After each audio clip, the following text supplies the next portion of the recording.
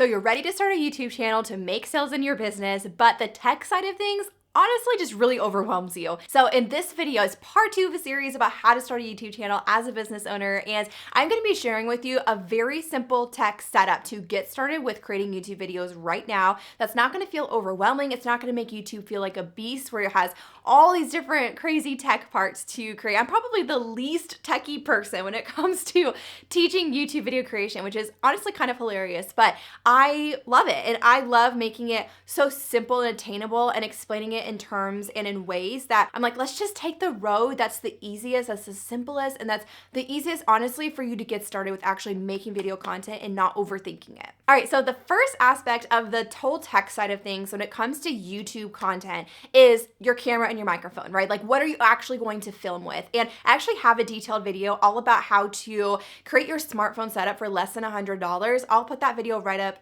here and put it down in the description where you can go ahead and click on over and watch that if you want to after this video. But basically, use your smartphone. Like, smartphones nowadays are so much better than even the first camera that I invested in specifically to film YouTube videos. I remember spending about $1,000 on a camera.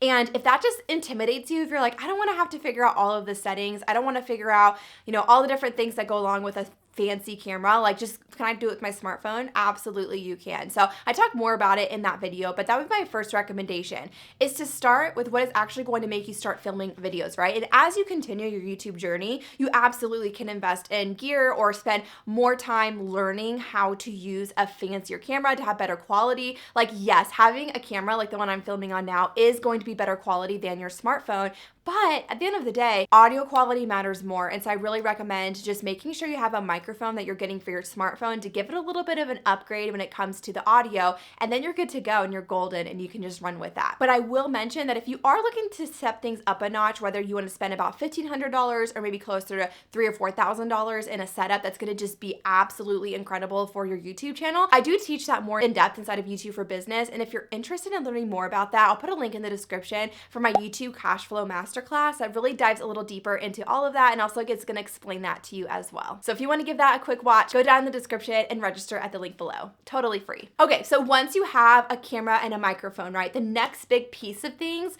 is editing. Oh my goodness, like, even now to this day, editing is probably one of the things that not only does it take time to learn, but also it takes time to actually do. Like, even now that I am pretty fast at editing, I still outsource my editing to an editor now. I did do my own editing for a while, and occasionally if I have a video that I'm just really inspired by, I will do some of my own editing, but for the most part, I have outsourced it. And there are so many different programs that you can use to edit, but the number one that I will recommend is Descript. I absolutely love Descript. It is a very simple editing platform that also has AI infused into it. It makes editing a breeze. Usually it takes me anywhere from an hour up to 2 hours to edit a video whenever I'm using Descript. And so it has really cut down my time on editing, which is really nice, especially for videos that don't really need a whole lot of extra things. It's really easy for me to edit that very quickly in Descript. So that's one option. You can do that. You can have a team member do that if you want to teach someone how to do that for you. You can also hire a video editor. My recommendation on that, I actually started working with Creatorly Media,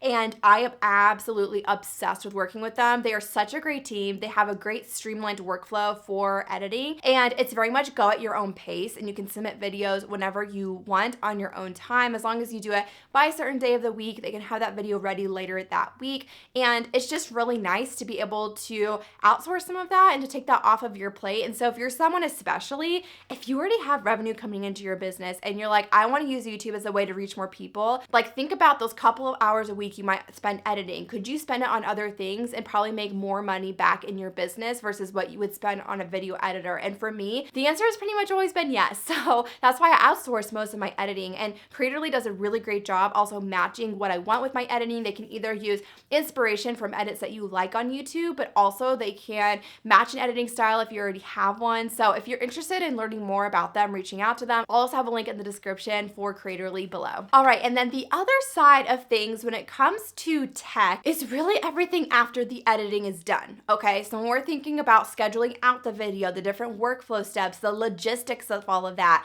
like figuring out how to upload and schedule and add a video description, add your cards, add your end screen, like all of those different things on the YouTube platform. That's something else you could also hand off to someone else. Again, if you feel like that time that you would spend doing that would actually be better spent in other areas of your business, growing in other ways, maybe taking on an extra client every single month, like there's so many things with the YouTube process. After it's being done edited, you can pass off to someone else. So almost at this point for me and what I teach inside of YouTube for Business and how I work with my team members, I have someone who edits my videos that has been different people over the past few years. I've done everything from hiring my sister-in-law and teaching her from the ground up on editing, and then I basically hired my husband and taught him how to edit my videos, and then now I have Creatorly helping me in editing my videos. But beyond that, I also have somebody on my team who has always like helped schedule out my videos, right? So just those final pieces that may take anywhere from 15 minutes up to 30 minutes long of watching the video back from the editor, making sure there's nothing that needs to be noted, nothing that needs to be tweaked or changed.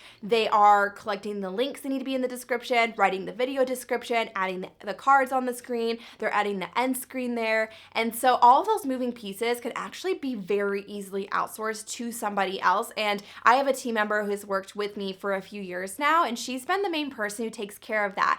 And even now, like working with Creatorly, she's really almost that head person that's in contact with them and going back and forth and making sure things are moving along, making sure we're getting edits to them, making sure we're getting edits back from them, making sure things are finalized when it's uploaded on YouTube and scheduling it out and all of those things.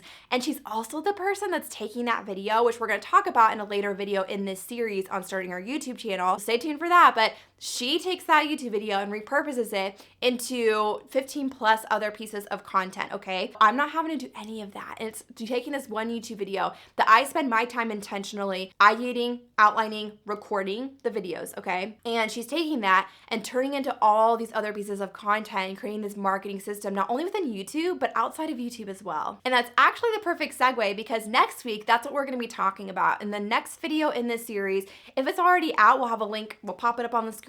You can head on over and watch exactly how I ideate, outline my videos, and to really streamline that process of my video creation workflow. So if you're interested in that, go ahead on over, go ahead and give that a listen. And like I mentioned earlier as well, if you're interested in going deeper with me, if you're like, Stephanie, like I am ready to go full speed ahead on YouTube. I want everything there is to know about doing this as a business owner to create this kind of passive, buildable, scalable cash flow for my business in multiple ways from YouTube, like we talked about in last week's video. So if you haven't watched that, also go back to that first video and watch that for this series. Definitely watch that YouTube cash flow masterclass. The link will be right below in the description. It's a masterclass focused on what you need to know as a business owner to get started on YouTube, and a special invitation as well to come into my program and to learn more from me, and for me to really help you work through starting a YouTube channel and doing it to get sales for your business. So excited for you to dive into more resources from me. Thank you for being here. If you have any questions, as always, drop a comment down below, and I will see you guys again next week's video.